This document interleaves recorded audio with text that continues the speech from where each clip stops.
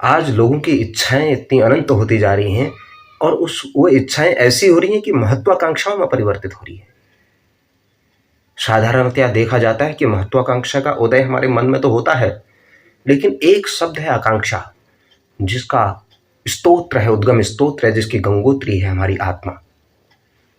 इसी की वजह है कि महत्वाकांक्षा में अपना स्वयं का हित प्रधान होता है, जबकि आकांक्षा में परोपकार की भावना होती है और दोनों एक दूसरे के विरोधाभासी हैं हमारी आध्यात्मिक भाषा में भी। इसलिए परोपकार का जो भाव है बहुत प्रभावी होता है, वहीं महत्वाकांक्षा का जो उदय है वो मन से तो निकलता है। और महत्वाकांक्षाएं सकारात्मक भी होती हैं और नकारात्मक भी होती हैं, इनके विचार हमेशा प्रतिपल जन्म लेते रहते हैं।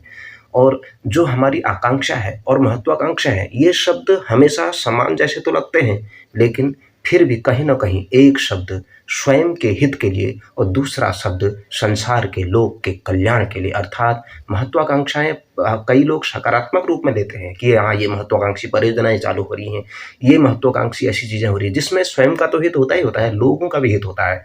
कई लोग महत्वाकांक्षा को सिर्फ़ अपने लिए, अपने हित के लिए दिखाने की कोशिश करते हैं कि मैं तुम्हारा अग्रज हूँ, मैं तुम्हारा बॉस हूँ, मैं इतने संपत्ति का मालिक हूँ, मैं मुख्यमंत्री बनना चाहता हूँ, मैं दूसरी चीज़ बनना चाहता हूँ, मैं नेता बनना चाहता हूँ, मैं विधायक बनना चाहता हूँ, मुझे ये करना है, मुझे बेनामी संपत्तियाँ इकट्ठा करनी है। न जाने कितनी प्रकार की महत्वाकांक्षाएँ उसके जन्म लेती हैं और उसके बाद उसमें अहम का भाव आ जाता है और हर व्यक्ति इसके को पूर्ण करने में जुटा रहता है। और जहाँ इच्छाएँ उसकी असीमित बढ़ती रहती हैं और उन इच्छाएँ जो हैं, उसके कारण से उनके मन में लोभ, भ्रष्टाचार और विभिन्न प्रकार की चीज़ें जन्म लेती हैं और साथ में अनेक प्रकार के दुर्विचार जन्म लेने लगते हैं। और महत्वाकांक्षाएँ स्वयं के हित के लिए होती हैं, महत्वाकांक्षाएँ कभी-कभी लोगों के कल्याण को प्रभावित कर देती हैं। इसलिए महत्वाकांक्षी व्यक्ति हमेशा अपने महत्व को बढ़ाने में लगा रहता है,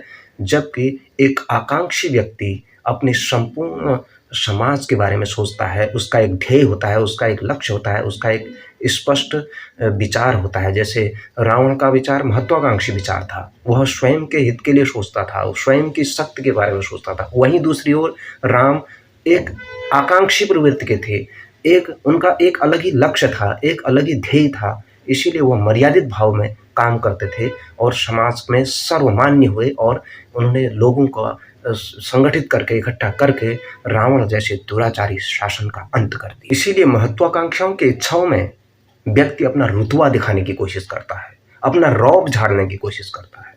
मैं ही ठीक हूँ और दूसरा सब कुछ है ही नहीं, मैं ही सर्वमान्य हूँ, मैं ही जो कुछ कर सकता हूँ। यानी अहम इतना ज़्यादा हो जाता है कि उसके मन में ऐसी महत्वाकांक्षाएँ जन्म लेने लगती हैं।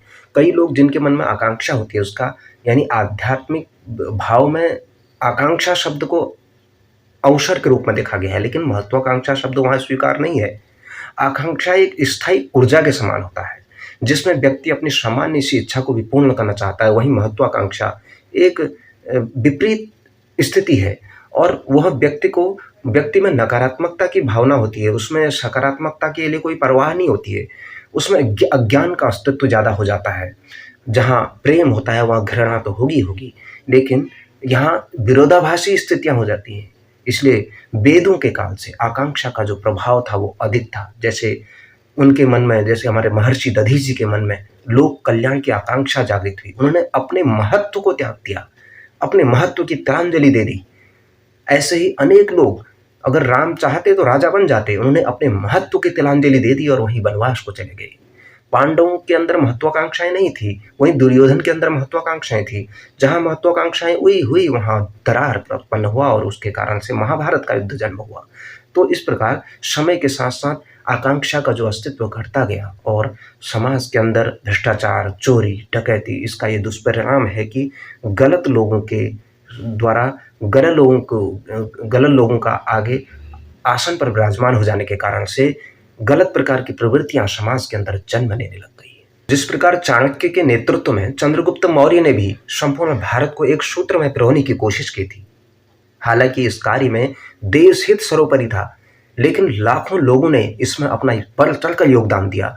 और जो चाणक्य थे उन्होंने इस कार्य के पुरोधा थे, इस कार्य के जड़ थे, इस कार्य के विशाल वटवृक्ष थे।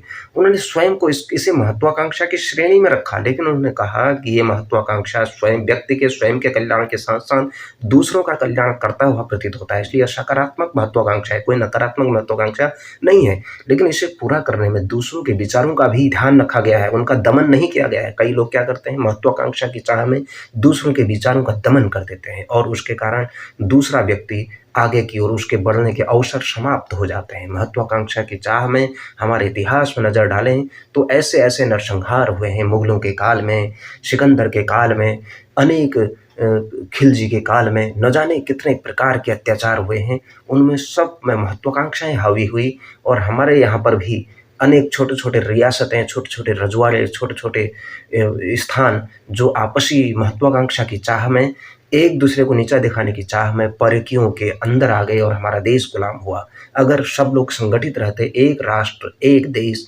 एक वसुधैव कुटुंबकम की आकांक्षा लिए आगे बढ़ते, तो भारत इतनी दिनों तक उन विदेशी महत्वाकांक्षी लोगों की गिरफ्त में नहीं आता। इसीलिए सम्राट अशोक ने भी अंततोगत्वा अपनी महत्वाकांक्षा को त्यागा और उन्होंने उस बौद्ध मत के, उस अहिंसा के सिद्धांत को अपनाया।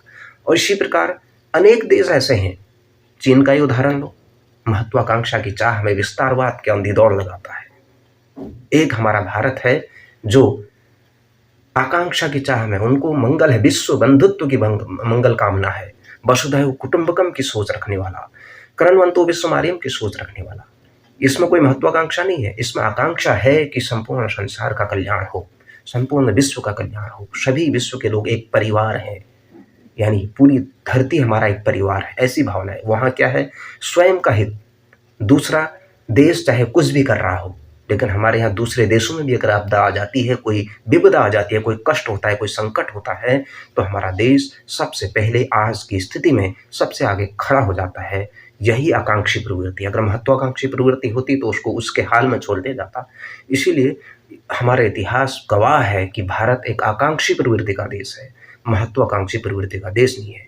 जहाँ पर दुनिया के हित का काम हो, जहाँ पर संसार के लोक कल्याण का काम हो, वहाँ अपना महत्व नहीं, इस राष्ट्र के महत्व को आगे रखा है।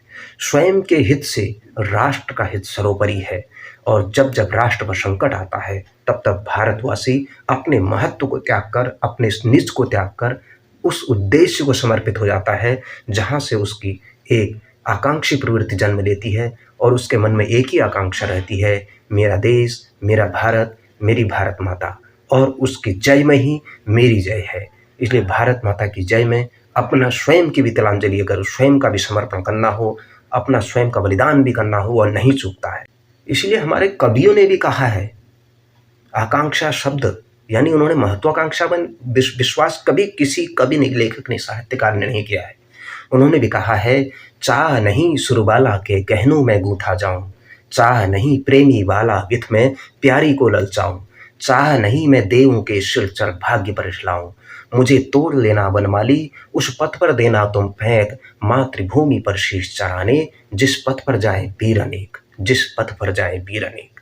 किसी भी प्रकार की अभिलाषा नहीं, किसी भी प्रकार की इच्छा नहीं, किसी भी प्रकार की महत्वाकांक्षा नहीं, बस उसकी एक ही अभिलाषा है कि लोगों में देशभक्ति का भाव जगाना, लोगों को प्रेरित करना, कर्तव्यों का निर्वहन करने का भाव निस्वार्थ भाव से करना, और उसके हर कार्य में परोपकार की भावनाएं छिपी हों, उसका शुद्ध भाव आकांक्षा हो। एक ऐसा समय जहां आकांक्षा के सामने महत्वाकांक्षाएं हमारी गौण हो जाती हैं, हमारी निजता, जहां उसी जगह पर हमारी निजता का भी सम्मान होता है। इसलिए आकांक्षा में अहंकार नहीं है, महत्वाकांक्षा में अहंकार जन्म लेता है। इसलिए अहंकार होने से व्यक्ति के श्रेष्ठत्व में गिरावट आती है। जहाँ आकांक्षा होती है, वहाँ मनुष्य एक श्रेष्ठ विचार के साथ उसके आत्मविश्वास में भी वृद्धि होती है। इसलिए मनुष्य का आत्मविश्वास तभी दृढ़ होता है जब उस आकांक्षी प्रवृत्ति का हो, जब उसके मन में एक सकारात्मक प्रवृत्ति हो। महत्वाकांक्षी प्रवृत्ति का व्यक्ति कभी भी समाज का भला नहीं कर सकता। महत्वाकांक्षी प्रवृत्ति के व्यक्ति साम दाम दंड भेद सब प्रकार की प्रवृत्ति को अपनाने के लिए विवश रहते हैं, उनके तैयार रहते हैं। वो हर प्रकार के मार काट पर विश्वास रखते हैं।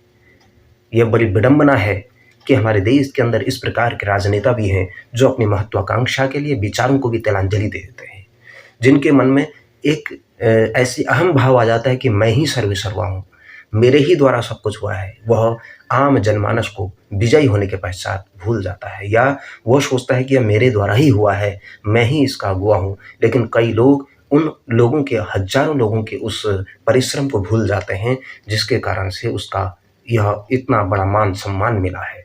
इसलिए आकांक्षा हमारी ऐसी होनी चाहिए कि जैसे यह हमारा जीवन को असीमित ऊर्जा प्रदान करता है। महत्वाकांक्षाएँ सीमित व्यक्ति को सीमित बना देती है, अपने तक सीमित कर देती है।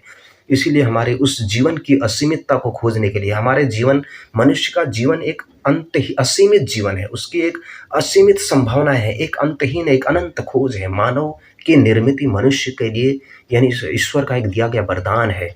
इसलिए हमारे उन आध्यात्म की भाषा में कहा गया है, न मे द्वेष रागो न मे लोभ मोहो न मे वे मदो नैव माश्चर्य भावः न धर्मो न चार्थो न कामो न मोक्षः चिदानंद रूपः शिवोहम शिवोहम। न मैं द्वेष, न तो मुझे द्वेष है, न राग है, न मैं राग हूँ, न ही लोभ, न मोह हूँ, न मद हूँ, न अहंकार हूँ, न मैं धर्म हूँ, न अर्थ काम मोक्ष। मैं केवल शुद्ध चेतना हूँ, मैं केवल एक शिव हूँ। इसलिए हमारे पूर्वजों ने, हमारे इस महापुरुषों ने कहा है, न तो हम कामे राज्यम न स्वर्गम न पुनर्भवम कामे दुक्तप्तानाम प्राणिनामार्थ नाशनम। मुझे न राज्य की कामना है, न स्वर्ग की कामना है, न मोक्ष की कामना है। मुझे तो प्राणियों के कल्याण में ही मेरा कल्याण छुपा हुआ है। इसलिए मुझे प्राणी मात्र के कल्याण के लिए मैं अपना जीवन को समर्पित करना चाहता हूँ। ये आकांक्षा होनी चाहिए। जहाँ अपनी महत्वाकांक्षा, अपने निज का महत्व गौण हो जाता है, वही हमारा सर्वोपरि है। आकांक्षा सर्वोपरि है। महत्वाकांक्षा शब्द हमको सीमित कर देता है, आकांक्षा शब्द हमको सर्वाधिक ऊंचाई की ओर ले जाता है, प्रभु के करीब ले जाता है। इसलिए प्रभु के करीब अगर जाना है, ईश्वर के करीब जाना है, तो लोगों की सेवा करो, परोपकार करो, संसार का कल्याण की भावना रखो, एक दूसरे के प्रति एक अच्छा भाव रखे। और यही आकांक्षी प्रवृत्ति ही एक आदर्श मनुष्य की प्रवृत्ति है। धन्यवाद।